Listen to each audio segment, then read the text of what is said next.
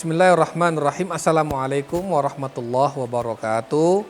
Saudaraku yang dirahmati Allah, ada 6 golongan orang yang celaka. Sebagaimana disinyalir dalam sebuah hadis qudsi, Allah Subhanahu wa taala berfirman, pertama, kam min abidin afsadahul ujub. Golongan yang pertama yang celaka adalah orang ahli ibadah yang celaka karena kesombongannya. Jangan sampai orang ahli ibadah merasa bahwa hanya ibadahnya saja yang diterima oleh Allah Subhanahu wa taala. Ini ujub namanya, kesombongan. Kesombongan, ujub dalam beribadah. Dan jangan pernah melihat orang lain lebih rendah dalam ibadah kepada Allah Subhanahu wa taala. Orang-orang yang ahli ibadah, orang-orang soleh harus menahan hatinya, menahan dirinya agar tidak terjerumus pada bisikan-bisikan setan yang itu bisa mengotori keikhlasan kita dalam beribadah. Mukhlishina lahuddinnya akan hilang, akan tercemari oleh bisikan-bisikan setan itu.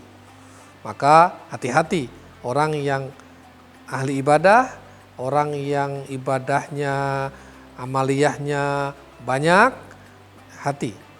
Jaga diri, jaga hati, jangan sampai tergelincir. Yang kedua, kam min alimin afsadahul ilm. Betapa banyak orang berilmu celaka karena keilmuannya. Orang berilmu mestinya dengan ilmunya dia bisa mendekatkan diri kepada Allah dan Rasulnya. Dengan ilmunya dia bisa berbuat banyak. Dengan ilmunya dia bisa mengembangkan amal solehnya. Ilmunya digunakan untuk kemaslahatan sebanyak mungkin orang. Tetapi kalau ilmunya digunakan untuk hal-hal yang berpotensi mencelakakan orang, ilmunya digunakan untuk merekayasa hal-hal yang benar menjadi salah, ilmunya digunakan untuk memanipulasi kebenaran, maka itulah orang berilmu yang celaka karena ilmunya. Yang ketiga, wakam min jahilin afsadahul jahl. Betapa banyak orang bodoh celaka karena kebodohannya. Artinya apa? Bodoh karena kebodohannya, tidak mau bertanya, tidak mau mencari tahu kebenaran, maka dia akan tenggelam, dia akan binasa dalam kebodohannya itu. Yang keempat, kam min ghaniyin afsadahul ghina. Betapa banyak orang kaya celaka karena kekayaannya. Siapa dia? Orang kaya yang kekayaannya justru menjauhkan dirinya dari Allah dan Rasulnya. Mestinya kan kekayaan itu karena itu adalah nikmat dari Allah, digunakan untuk jalan hal yang benar, hal-hal yang baik, sedekahkan, infakkan, wakafkan, gunakan untuk menafkahi anak, istri, keluarga, handai tolan, masyarakat. Untuk hal-hal yang produktif yang bermanfaat.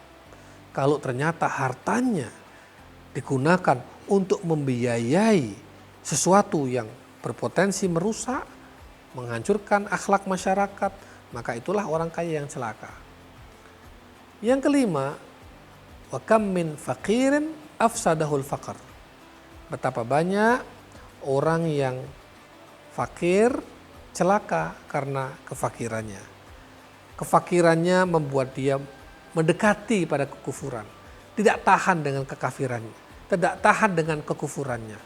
Sehingga kekufurannya itu menjerumuskannya pada kekafiran. Kefakiran adalah ujian dari Allah, dia harus ikhlas, dia harus sabar, dia harus tabah.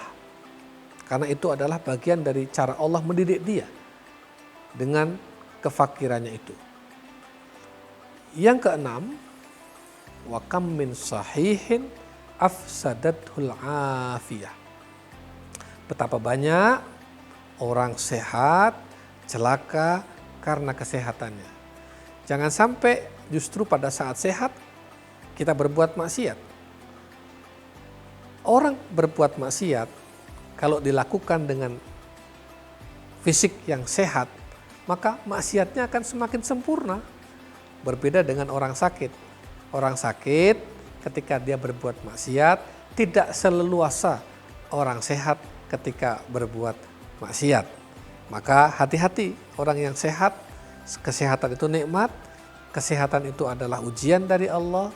Jangan sampai ia tergelincir dengan kesehatannya itu. Itulah 6 golongan orang yang celaka yang disitir oleh Allah dalam sebuah hadis kursinya dan disampaikan oleh Rasulullah kepada kita. Mudah-mudahan kita tidak termasuk dari 6 golongan orang yang celaka itu. Kalau Allah menganugerahkan kita menjadi orang yang soleh ahli ibadah, mudah-mudahan kita selamat dengan ibadah kita itu. Kalau Allah kemudian menganugerahkan pada kita ilmu, mudah-mudahan kita selamat dengan ilmunya itu. Andai kata pun Allah masih menguji kita dengan keterbatasan ilmu atau kebodohan, mudah-mudahan kebodohan itu tidak menjerumuskan kita. Andai kata Allah menganugerahkan pada kita nikmat harta, kekayaan, mudah-mudahan itu tidak membuat kita jauh dari Allah dan Rasul-Nya. Sebaliknya, kalaupun pada saat ini Allah memberi kita rezeki berupa kefakiran, ujian fakir, ujian menjadi orang miskin, mudah-mudahan kemiskinan itu tidak mendekatkan kita kepada kekafiran. Dan yang terakhir, andai kata Allah beri kita ujian kesehatan, nikmat kesehatan, mudah-mudahan nikmat kesehatan itu bisa kita gunakan dengan sebaik-baiknya. Demikianlah. Wassalamualaikum warahmatullahi wabarakatuh.